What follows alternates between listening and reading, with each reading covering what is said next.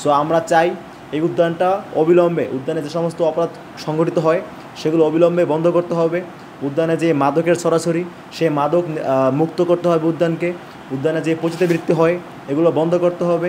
ঢাকা বিশ্ববিদ্যালয়ের একজন শিক্ষার্থী এবং ছাত্রদলের একজন নেতা সাম্য ভাই, তিনি হচ্ছে সোহরাওয়ার্দী উদ্যানে বহিরাগত সন্ত্রাসীদের দ্বারা ছুরিকাঘাতের মাধ্যমে হত্যাকাণ্ডের শিকার হয়েছেন।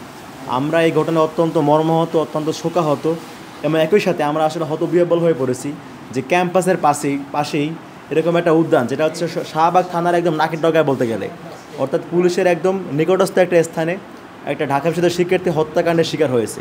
মানে এর চাইতে দুঃখজনক ঘটনা আর হইতে পারে কিনা আমাদের আসলে জানা নাই। আপনারা জানেন সোহরাওয়ার্দী উদ্যান এটা হচ্ছে ঢাকার ভিতরে অত্যন্ত কুখ্যাত একটা এলাকা মাদকের সরাসরির জন্য। শুধুমাত্র মাদক নয়, আমরা জেনেছি এখানে মাদকের পাশাপাশি পতিতাবৃত্তিও হয় এবং আরও আমাদের কাছে খবর আছে যে নিষিদ্ধ ছাত্রলীগের অনেক নেতাকর্মী তারা হচ্ছে এখানে এসে আড্ডা দেয়। আপনারা চিন্তা করতে পারেন শাহবাগ থানার নাকের ডগায় এরকম অপরাধের অহরহ অপরাধ সংঘটিত হচ্ছে, অথচ আমরা তাদের বিরুদ্ধে কোনো কার্যকর দৃশ্যমান কোনো পদক্ষেপ দেখতে পাচ্ছি না। তো আমরা আসলে আজকে ঢাকা বিশ্ববিদ্যালয়ের শিক্ষার্থীরা অত্যন্ত শোকাহত অবস্থায় শাহবাগ থানায় এসেছি, যেহেতু হত্যাকাণ্ড যেখানে ঘটেছে শাহবাগ থানায় সোহরাওয়ার্দী উদ্যানে, এটি শাহবাগ থানার অন্তর্গত। তো আমরা এই জন্য শাহবাগ থানার ওসির কাছে এসেছি আমাদের ভাইকে যে হত্যা করা হয়েছে সেই হত্যার অতি দ্রুত বিচার নিশ্চিত করার জন্য। আমরা জেনেছি অলরেডি 3 জন গ্রেপ্তার হয়েছে। আমরা চাই এই ঘটনায় যারা যারা জড়িত ছিল প্রত্যক্ষভাবে পরোক্ষভাবে প্রত্যেককে অতি দ্রুত আইনের আওতায় এনে যথাযথ বিচার নিশ্চিত করতে হবে। একই সাথে এই যে সোহরাওয়ার্দী উদ্যান এটা আমাদের ক্যাম্পাসের পাশে, সো এটা আমাদের এখানে কিছু একটা হলে সেটা আমাদের ক্যাম্পাসের জন্য নিরাপত্তার কনসার্ন তৈরি করে। সো আমরা চাই এই উদ্যানটা অবিলম্বে, উদ্যানে যে সমস্ত অপরাধ সংঘটিত হয় সেগুলো অবিলম্বে বন্ধ করতে হবে। উদ্যানে যে মাদকের ছড়াছড়ি, সেই মাদক মুক্ত করতে হবে উদ্যানকে। উদ্যানে যে পতিতাবৃত্তি হয় এগুলো বন্ধ করতে হবে। উদ্যানে যেসব সন্ত্রাসী সংগঠন ছাত্রলীগের নেতাকর্মীরা আড্ডা দেয় সমস্ত কিছু বন্ধ করতে হবে, অর্থাৎ একটা নিরাপদ উদ্যানও আমরা চাই। একই সাথে আপনারা জানেন যে সোহরাওয়ার্দী উদ্যানের 2টা গেট আমাদের ঢাকা বিশ্ববিদ্যালয় এলাকার সাথে সংযুক্ত। আমরা চাই এই গেটগুলো, যেহেতু আমাদের নিরাপত্তা কনসার্ন তৈরি করতেছে এবং আমাদের নিরাপত্তা সবচেয়ে বড় হুমকি এই গেট 2টা, আমরা চাই এই গেট 2টাকে স্থায়ীভাবে বন্ধ করে দেওয়ার জন্য প্রয়োজনে ওই গেটের স্থানে দেয়াল তুলে দিয়ে ক্যাম্পাসের সাথে সকল সংযোগ উদ্যানের ছিন্ন করতে হবে। আপনারা জানেন আমাদের বর্তমান যে বিশ্ববিদ্যালয়ের প্রশাসন, প্রক্টর স্যার, ভিসি স্যার, তারা জয়েন হওয়ার পর থেকেই তারা কিন্তু ক্যাম্পাসের নিরাপত্তার বিষয়ে তারা অত্যন্ত সচেষ্ট, তারা অনেক চেষ্টা করেছেন।